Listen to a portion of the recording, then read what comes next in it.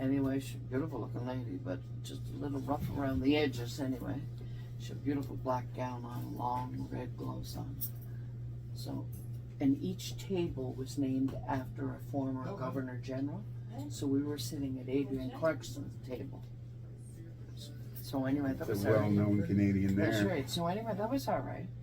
This one was sitting at that table over there, and Michelle Jean was sitting there. So she came over here and she said, "Madame Butler, you put it here.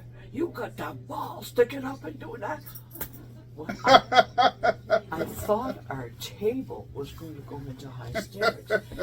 Stephen Lewis I thought he was convulsing. Well, the president of Toronto Dominion was in hysterics, I'm telling you. And the aide de camp, well, he had his head down like this, and I thought, oh, I hope to God the governor general did not hear that. And I kept saying to myself, please sit down, please. I kept saying, thank you, thank you, thank you. And Jack was hilarious. Oh, it was unreal. But anyway, it was quite an evening. First and last time those words were ever spoken in that ceremony. Yeah. Like, can you imagine? No, I can't. Actually, I can't. But it would be hilarious. Oh, it was hilarious. The table just went right. I'll never forget that. I'll never forget that, because I sure as I did. And then that was in February of that year. And then in in June, I got this phone call from New-Brunswick, from the Order of New-Brunswick, saying that I was receiving the Order of New-Brunswick, and I thought maybe somebody was pulling my leg at first. I said, are you... You got the right person? I almost said, are you for real? But I didn't. They said, yes. I said, well, thank you so much. So anyway, that was a lovely celebration in Fredericton. But before that, I'm jumping the connections with George Petty. There was a John Turner, not the government, not the Prime Minister. That was it was called Bathurst Consolidated, and they had my company up there. Is that right? Okay, Yeah. Well, he was ahead of it. So anyway, he wanted to know. He called me at work. That was the best of it, and he was having this private dinner party for, I guess, the royalty, and they were from Sweden, and I wanted to know if I would come up and entertain. And I said. He said he was friends with George Petty. Anyway, they had he told me when he wanted me, and I checked with Connie and Paul if they could come. So anyway, we flew up. There were 6 people at the dinner party. So I had to entertain for the cocktail party. We were in a big room by ourselves. Okay. So anyway, it was at the, what was it called? It's the men's club in Montreal, I know, and generally mostly men went there. Women very rarely darkened that place. In fact, that's where they had the reception for George Petty after he passed away, at that place. But anyway, I told them, and I had just had Rita McNeil in concert here, and I told them about her telling me what a wonderful reception she received in Sweden by you people. I said, because I was doing some of her music while they were just invented, for me to refer to that thing. So anyway, in between the different courses, John came in to me, John Turner said, Susan, will you sing that one till the tank runs dry? Oh, I went the Bluebird, which I hated with that. Oh, but anyway, he just loved it. It was a variant to the Wearing of the Green. Oh, the ice upon the Mary she will out before the sun. Of course, he just loved it. So anyway, I said yes, I would. So anyway, they were trying to make this big deal. So anyway, towards the end, they were leaving. He come flying through the room. And he grabbed a hold of me, swung me around. We did it! We did it! The tape runs dry! Did it! I thought, what the heck are you talking about? Apparently the deal was closed over the Bluebird. So they cut a corporate deal when you were singing. I thought, God, it doesn't take much, does it? Well, you had quite the experience. Oh, everyone telling me it was crazy, crazy, crazy. But anyway, so anyway, I said, I even invited them to the mirror machine. And they said, if we ever come back again, we'd like to go to that place, mirror machine. Are we talking about the King and Queen of Sweden? No, they were, I don't know what position they held, but all I know is it was royalty. Okay. So on, because I never went into that depth of wanting to know who they were. But anyway, and how do they pronounce mirror machine? mirror machine, like they all do. Yeah. Yeah. But anyway, no, they was quite the adventure, to say the least. And it's interesting that these things seem to come out of almost nowhere, I know. with no preparation, no warning for you whatsoever, No. and you just buck up That's and right. go through it. Yeah. And quite an experience for, as you say, a girl from grew up on a farm and in really the boonies of New Brunswick. That's and right. New Brunswick is the boonies of Yeah. almost Canada, basically. But then again, when you stop and think of it, Back then, anyway. yeah, you know, they're people. They're just people. Yeah. They put their pants on the same way as I Yeah, do. that's right. You know. Yeah. But sometimes we get how should I say, we think maybe we're better than somebody else, but we're not. We're Well, all, and like I always say, any of these accolades that I have received, like I received the Paul Harris Fellowship Award, which was another wonderful from the Rotary Club, you know, and also the Melvin Jones Award from the Lions Club. But you don't get these on your own. You get it with the support of people. And like I have to say, mirror-machers are such a giving lot. Like I have never put anything on that I've asked somebody to do something for me that have they ever refused me. Never. Mm-hmm. They've never refused me. So these awards that I've got, they don't belong to me. They belong to the mirror machine. They belong to the people that God's given to work with me, you know? yeah, And you're at the right place at the right yeah, time. and like the highest compliment I can be ever given is that I never give anybody anything to do that I wouldn't do myself. Right. That's so important. Yeah, and I remember one of my boss at Mount St. Joseph more or less implied that I wasn't a good manager because I did everything my workers did. Well, I said I work as a team. That's what a team is. Mm-hmm. That's how you're And that's productive. how Father Hickey's landing in Europe. He said to himself, I think I'm a team. If I die here, I died with my boys. And I died for the right reason. That's right. And he went willingly and Yeah. threw it up in God's hands and said, let's see what happens. Yeah. And God looked after him through the war, that's for sure.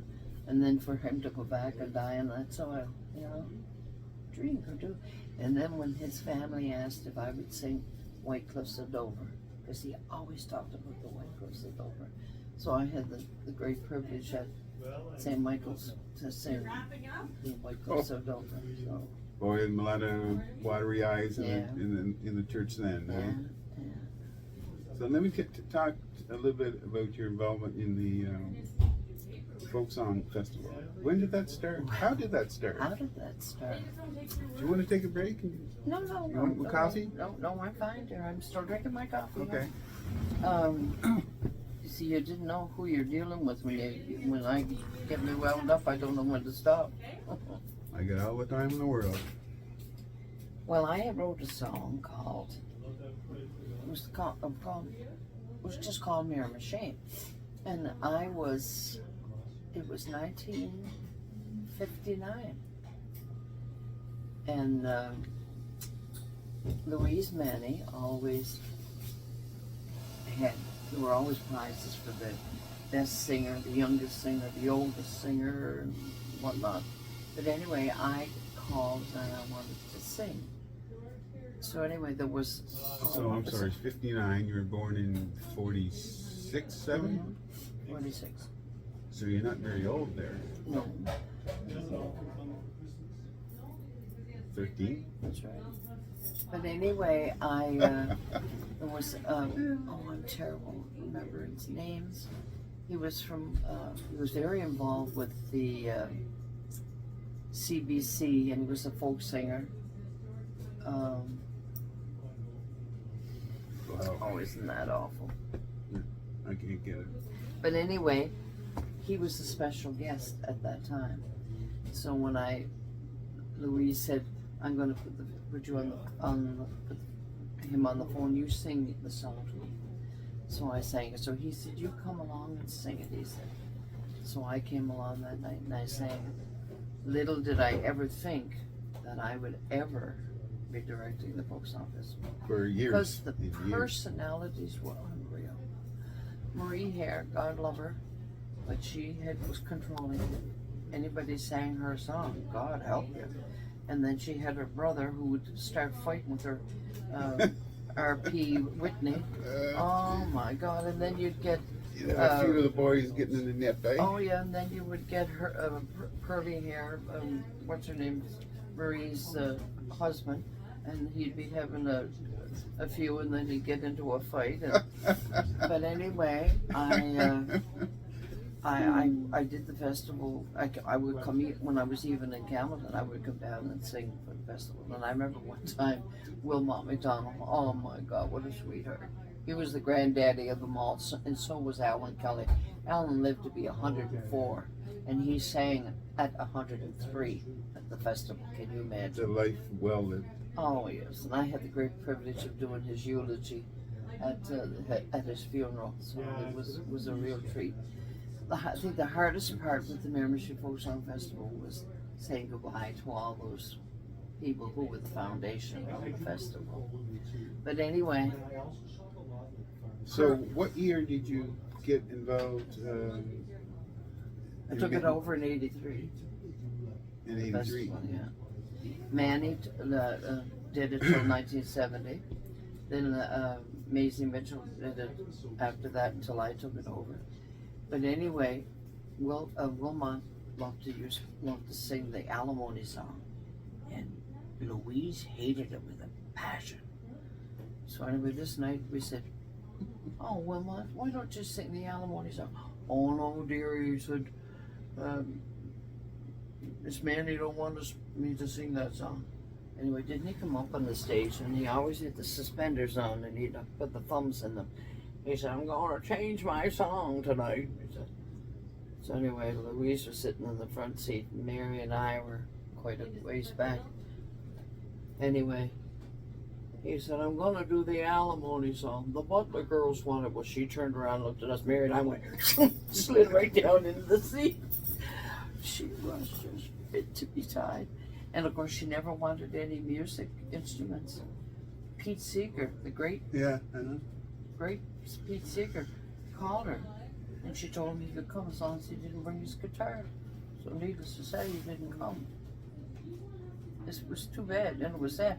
Although she did have the McCombs band that would play the intermission, you know. But as far as singing went, you had to sing it a cappella, with no... Same as they did in the wood stamps. That's right. 100 years before. Yeah, that's right. And like... I remember when they first started doing their recordings, like there was the Beaverbrook collection, Right. the North Shore collection, and the Manny collection. And when she started the first collection, there used to be the little old Legion right where, I guess, the Prince apartments are now. Yes. But anyway, they'd all gathered there to record. And when she went to get them to record, none of them would move. So anyway, Joe Campbell's brother said to them, she said, why won't they sing? He said, well, I think they need something to lubricate their vocal cords. She said, well, why didn't you tell me that? So she opened her purse and gave him money, and down the liquor store he went. So it wasn't an hour, and they were fighting over who was gonna. And the same thing applied in the woods when they were working. Jared McLean, for one, he on Wednesday afternoons. That's when her Manny's radio show used to be. Yeah, I read Anyway, about that. they would slide away from the camp, and the foreman noticed that every Wednesday, the jobs just seemed to diminish. You know, there was no production. People would kind of vanish. So anyway, he investigating, and went on investigating. He found out, like people like Jared and those people were sneaking away to find a radio cycle they hadn't sold. So word was sent to Manny that she better change her time frame. It's a Sunday afternoon? It's a Sunday afternoon. And that's when I was educated to listen to the folk songs, which I thought was the worst racket in all my life, because we were taught by the sisters to the fine-tuned sound of music, right? And I remember my dad, it was always the Butler practice. You went to Mass, you had lunch, and you went to bed for a rest. Right. Then you got up in time. It was generally 3 o'clock. She had her show on CKMR. And God help you if you opened your mouth when that show was on. And of course, if I made a remark, and Dad would say, "Don't be a snob. That's history being sung to you. Listen to the words." And when I stop and think about it, when you think of the word, the song, He's right. the Miramichi Fire, what more history is there? And bringing it to such a visual, Yeah. you know. Yeah. It's quite a talent when you think about it. Oh, yeah. So anyway, When you I think thought about back then, did I ever think I'd ever be directing the Miramichi Folk Song Festival and directing it for 40 years? This it. 40 years is a long time to do anything. Mm-hmm. But anyway, last year I handed the directorship over to Melanie Ross, but I'm still doing like the paperwork and the grant forms and all that stuff. But the big part is putting the show together, and that's So the organization calling performers. Oh yeah, and that she did a scheduling. wonderful job last year, and I know she's going to do a wonderful job this year. Right. And like I was doing the promoting, I was doing it all. That's an awful lot of things to do. Yeah, but when volunteer. it came due to the production end of it, I had everybody at my feet that I wanted to make it. As you say, everybody said yes to what you asked. Yeah, that's right. Yeah, and weren't looking for anything in return, you know. But anyway, there's been some great stories, and I remember one night, Pearlie was he was drinking, and when he was drinking, that's when he could be very vocal. So anyway, he came out, and I ought to have been shot for doing it. Anyway, I took the bottle out of his hand. And who walked in the door but the police? And of course I put the bottle right behind my back. Because there was no license for liquor in it. No. So anyway, but no, not the point, was that he was inebriated, really. Oh, okay. So anyway, the policeman said, "Susan, everything okay?" I said, "Yes, everything's fine." Well, Pearlie nearly flipped. He couldn't believe that I didn't let him go, you know. So anyway, after the police left, he said, "I can't imagine you never gave me up." I said, "No." I said, "Here's your bottle. There's the door." I said, "Don't come back with that tomorrow night, or because you won't get in." And by George, didn't he come back the next night? And he sang Guy Reed like he had never sang it before. And it wasn't even an hour. And Peter Daigle walked in. He had Pearlie's hat and his teeth. I said, "What's going on?" He said, "These are Pearlie's." I said, "Who did he get into a fight with?" "He's dead, Susan." I said, "What?" He had gone over to the Black Horse Tavern and ordered a beer. And from the time somebody poured the beer and brought it back to him, he was dead. Just dropped dead. Just like that. Yep. And Marie was sitting in the front seat. And Kevin Driscoll, God love him, he's gone too. Anyway, took her out and... But anyway, as far as the festival goes, the wonderful people that I have brought in those 40 years, people like the Bear McNeils, the Rankins. Why did they come to a little community like Miramichi? I asked them, and I remember the first time I brought Frank Patterson even Monsignor Hickey said, you'll ever get them. I said, I won't get them unless I ask for them. And I called. I had gall, I guess, if anything. And I called, and I remember he said, Miramichi. I said, no, Miramichi, Frank. He said, are you near, what's the place that Anne Marie sings about in Nova Scotia? Hill? Is it a hill? I forget. No. No? Isn't that? It's a sign of age, isn't it? I don't know. Not Milo. You know what I mean. You know the song, her favorite song. Out on the Myra.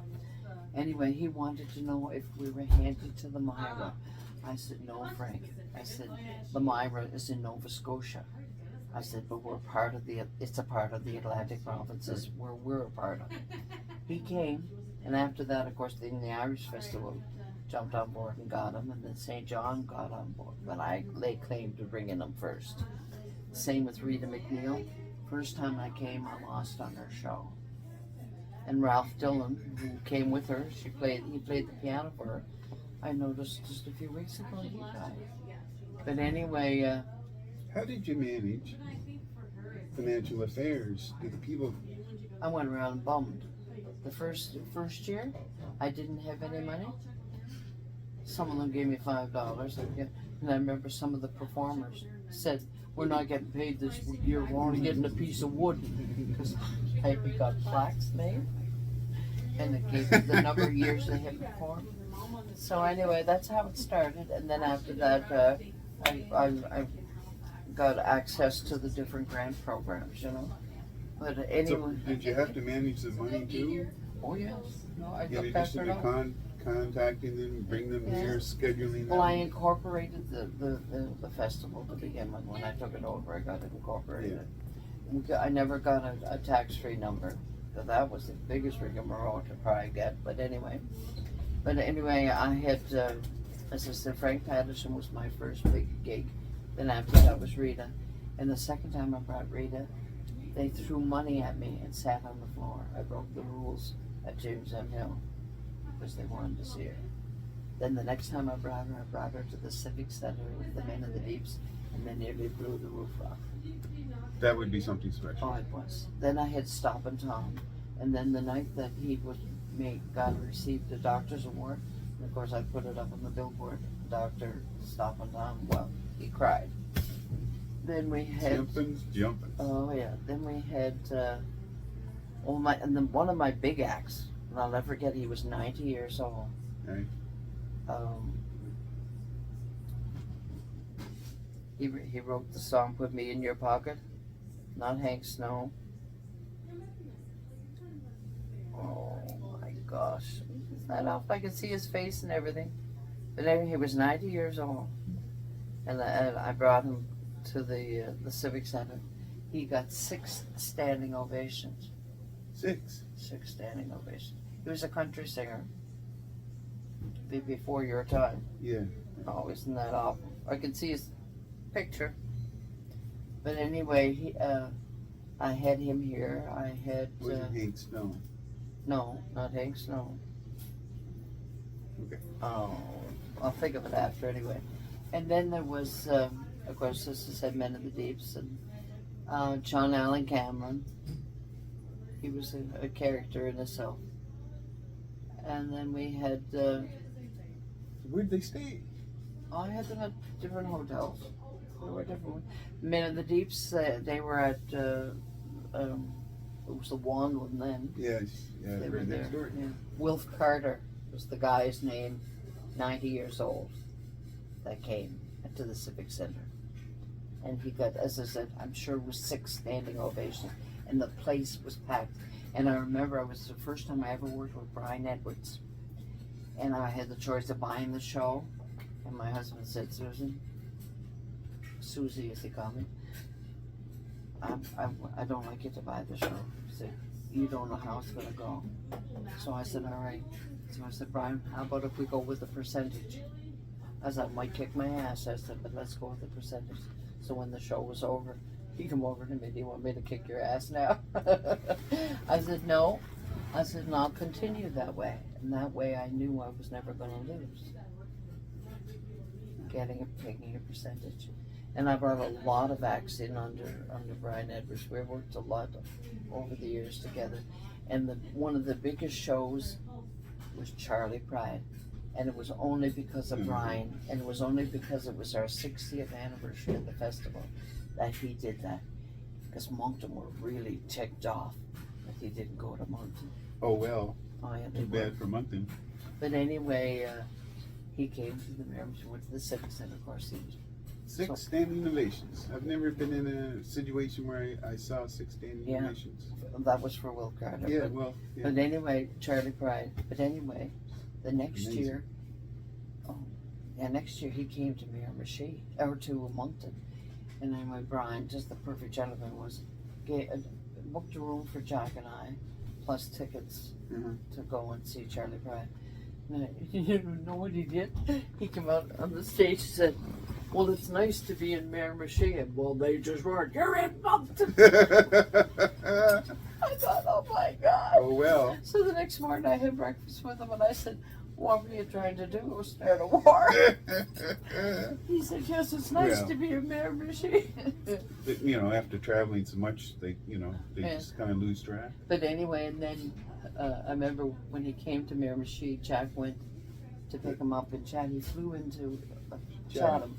So anyway, Jack was bringing him. Oh yeah, when we went on the tarmac to meet him, and Jack said, Jack introduced himself. He said, "Hi, Jack." He went, oh, he said, "Better not say that." He said, "Hi, Jack." So anyway, as the driving, I said, "Any alligators around here, Jack?" Because he was looking in the ditch. Jack said, "No, Charlie, you don't have to worry about any alligators." So then the next night he went to Bathurst, so we went to Bathurst to see him. So we had certain ones were allowed to meet him beforehand. So we were in the lineup anyway. He happened to look out and he saw Jack and he went, "Hi, Jack," because he knew he could get away with saying it there, right? But just a down-to-earth person. He was married over 50 years to the same woman, so that speaks volumes. He was a minority, belonged to the minority. Anyway, and by the way, Jack and I were 50 years married in September. Congratulations. Yeah, so our daughter Wowzer. came home from New York, so they threw a big party in June. So we had a big tent and a band and the whole 9 yards. And in lieu of gifts, we raised over $1,700 for the food bank. There's the worthwhile cause right there. Well, what in the name of God do you need at 50 years? You're starting to downsize. I don't want a teapot or a glass or whatever. You've got 3 or 4 or 10 of them already. Yeah. But anyway, we asked in lieu of gifts if they would give a donation to the... Great idea. Yeah, it was wonderful. So you had a life, a remarkable life when you Yes. If I die tomorrow, I die a happy woman. But I'm not ready to go yet. And it's almost as I said, right place at the right time, but you're almost put there by divine intervention. That's right. And then just 2 weeks ago, we had the 24th Christmas to remember. And it was in memory of Jerry Cormier, who started the first one 25 years ago. It would have been 25, but because of COVID, we didn't have it. Yeah. And I promised him on his dying day that I would keep it going as long as I could. And we raised over $5,000 that Sunday afternoon. And after expenses, his 3 favorite charities, which was the Youth House, the Women's Transition House, and St. Mary's Christmas hampers, each received $1,600. He was a special man, wasn't he? He was. I loved him dearly, yeah. What are you going to do for the next 50 years? Well, I don't know. Are you gonna slow down a bit simply because? Well, I have slowed down. Yeah. Except that this month was terrible. As I said, I think I made 50 cakes. No, that's a bit much now, Susan, by any standard. I know, but I can't be idle. I just can't be idle. Overachiever. I don't know, but look what it's given you. Ambition. Look what ambition has given you, and the experiences you had, the people you've met. Oh, it's and like you say, you asked things of people to show up for a concert or donate and whatever, and nobody can say no to you. No. How do you explain that? Jack said they're scared of me. I said, I don't think so. Oh, I don't think so. No, I've been very fortunate. I've been at death's door twice. I guess that's why I keep going. I had cancer in 2000, and then I've been at death's door 3 times.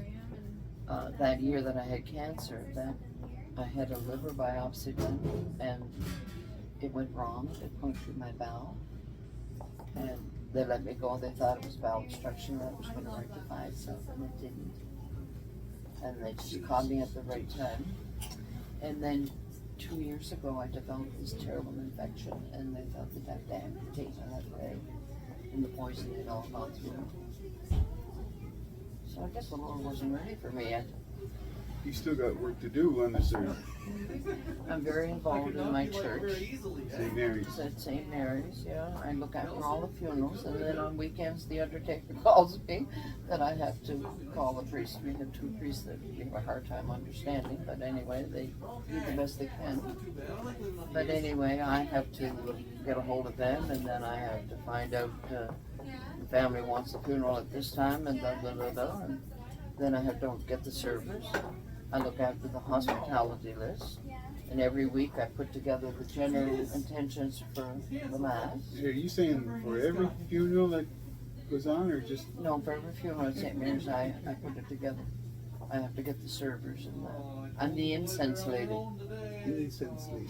I'm going to choke me one of these days. That's a strong smell. Oh, yeah, Right? you better believe it. You must have smelled that 10,000 times in your life. Oh, yes. But I that doesn't bother me, you know. And I can't understand why people don't want to do more. It takes no time. Yeah. You know, it doesn't. You get yourself, you have to be organized. And I have to be organized. I can't. Well, after what you've gone through and what you've had to organize, without it, you would have failed miserably. Everybody would have, without organization. Yeah, no, I'm a stickler for timing. And like somebody says, like I had that fundraiser for Ukraine in June. Right. We had 8 hours of non-stop music. So I timed everything right on. And I said, and then when it came time, like the only thing that took me off, and I went right up. It was at the beginning. The mayor said a few words, and Michelle said a few words, and who was there from the province, but not Calhoun. You know who I mean? David. Howard? No. Well, what are the different parties? There's conservative, liberal, and the fellow that started the. No, the Alliance is gone. We know that. And who's the other guy? Oh, David. Yeah. David Kuhn. Kuhn, yeah. Well, anyway, Fredericton. David Kuhn came in, and I said to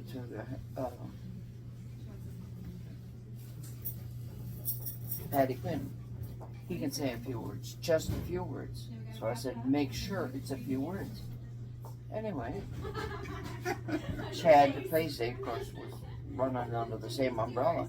So he went on and on. So I went over to Chad. I said, he's too long, Chad. He said, no. I said, I don't know what to do. I said, well, I'll tell you what I'll do. And I walked over and I went like this. Shut him down. Yeah. He gave all that wanted a picture taken with me. I don't know, probably wanted to say, who's that bitch? Well, I think maybe probably you respected your ability to talk to anyone. And you know, somebody do something because there was this wasn't a political party. No. It was a fundraiser. Good. But anyway, we were done right on the time frame we were going to be done. Because I'm a stickler. The same with Aubrey Hanson, God rest his soul. He was another one that could go on and on and on. And I've said to them all, I'll go on the stage and take you off the stage if you don't adhere to my time frame.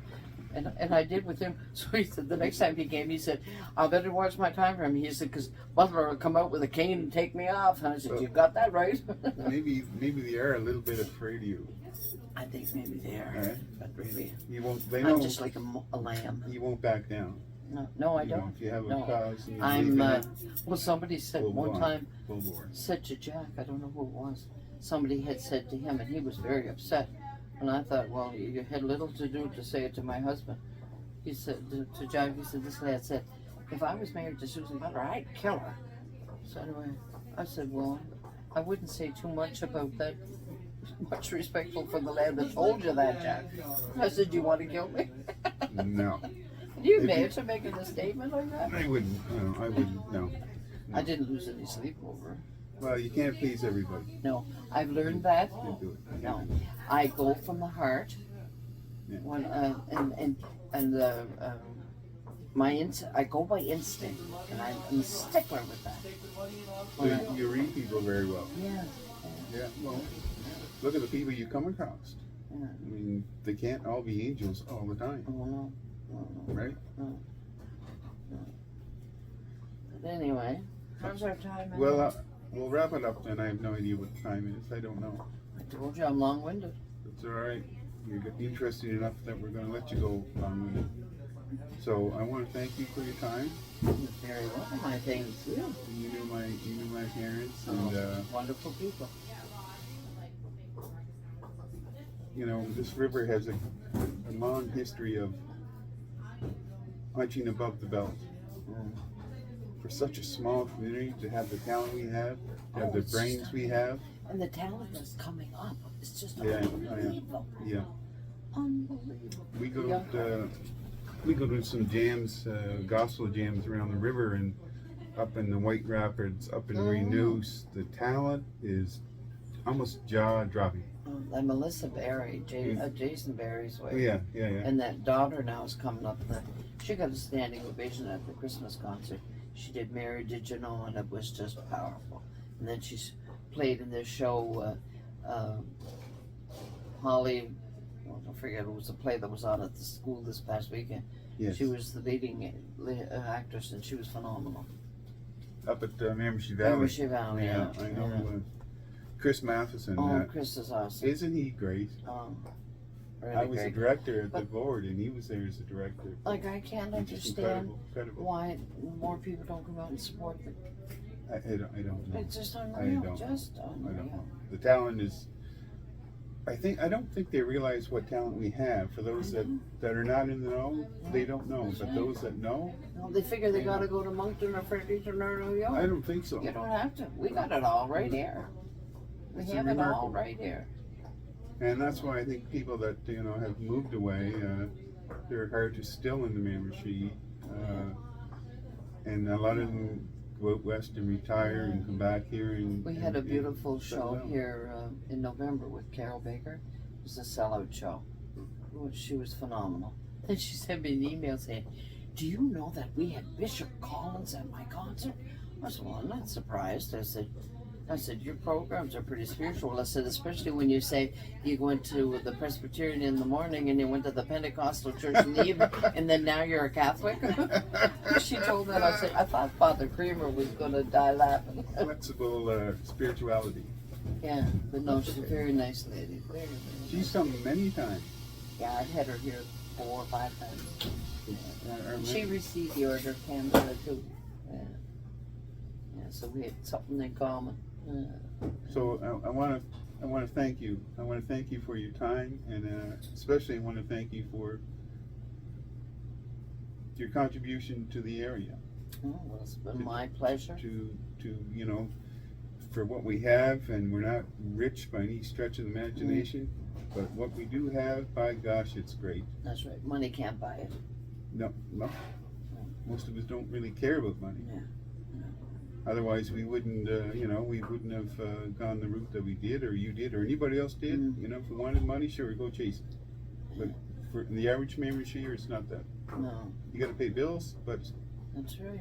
Yeah. so we have a huge talent here, and I want to thank you for what you've done for the area and everything. didn't do it on my own. I said, No, I know, but you have to admit. I know you have to have a captain, but you gotta have a crew, and I've got the best. So, and I thank you for your time. And it's an honor. I mean, like, you knew my parents, and I don't know how I missed it. I don't know how I missed not knowing you. I don't know. But you know, my parents did whatever they did with organizations and left me home, and we wrecked the house. Were you the youngest in the family? Yeah, Oh, yeah. okay. We were born in '64, and Oh, yeah, just a kid. kid. Yeah.